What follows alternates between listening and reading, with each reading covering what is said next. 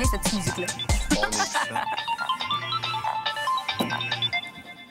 Top 5? Oui, c'est ça. C'est l'heure du top 5 et on parle des endroits les plus épeurants dans le monde, les endroits d'épouvante. Et puis, c'est tiré du site Internet expedia.ca.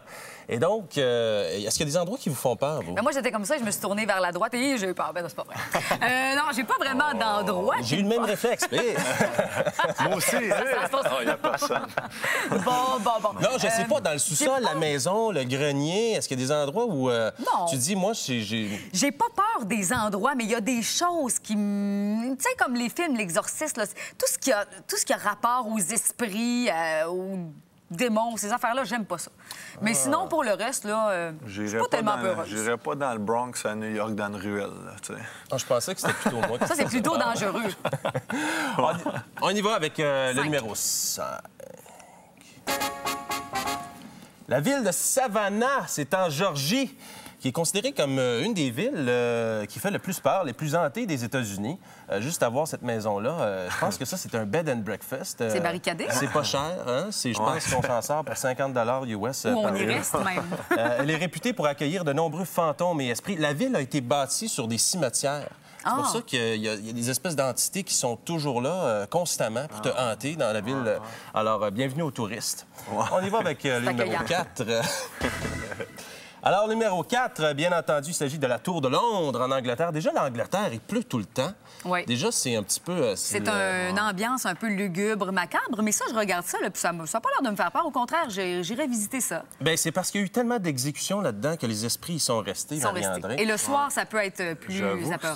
C'est un bel édifice, ça fait pas vraiment peur, là, mais... Bien, écoute, si tu rencontres le fantôme, ici, un des fantômes le plus connu qui hante encore la tour, eh bien, il s'agit de la femme d'Henri VIII, qui est là.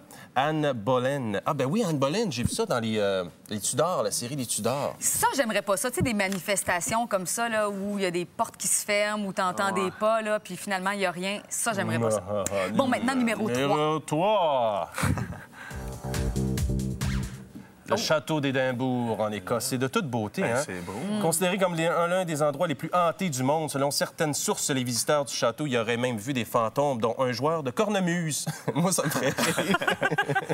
Un joueur de tambour, ben coudonc. Des prisonniers français de la... OK, là, on s'enligne peut-être. C'est la fanfare. Donc, des Français qui jouent la fanfare. Il n'y a pas de rigolo là-dedans. Moi, je l'aurais mis à 5e. Ça dépend quelle musique ils jouent. C'est en allant à Rigaud. Numéro 2. Le Queen Mary de Long Beach, en Californie.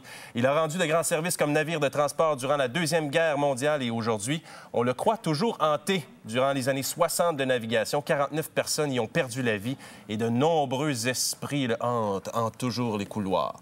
Tu peux pas te sauver, ben, quand t'es rendu là-dessus. Non, c'est ça. Ça va mal. Ça risque d'être long. il paraît que le Titanic est toujours hanté, mais il n'y a pas grand monde qui vont le voir de toute façon. Ouais, c'est un peu creux. Numéro 1. Ça m'étonne. C'est quoi? Venise, en Italie. Ah. C'est tellement beau, Venise. Je suis jamais allée. Donc, c'est pas seulement... On dit ici que c'est pas seulement célèbre pour ses promenades romantiques en gondole. Elle est aussi considérée comme l'une des villes les plus hantées d'Europe. Ses habitants savent que des esprits se tapissent dans les ruelles et les rues secondaires sombres près du coucher, lors du coucher de soleil. Écoute, c'est vrai, c'est tellement romantique. Je suis allé à Venise. Ça a l'air magnifique. Oui, c'est magnifique. Écoute, c'est un Walt Disney pour adultes. Puis... C'est sûr que les gens vont dire, ben oui, c'est un classique, Venise, puis tout ça, puis c'est romantique, faut que mais quand tu arrives et tu passes le pont et tu es là, puis c'est tellement romantique. Ça peut pas faire peur, Venise. Ouais. C'est pas vrai, ça! Bon, ben non. On s'en va à la pause et avant ça, un petit extrait de Dubois en réalité. Moi, je l'écoute, Dubois. Oui? Ben oui, j'aime ça.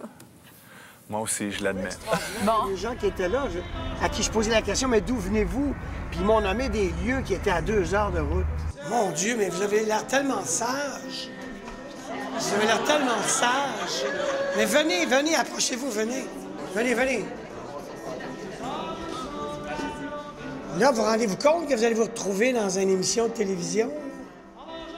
Moi, si j'étais vous autres, moi, j'interdirais. Et c'est à quel nom? Jean-Baptiste.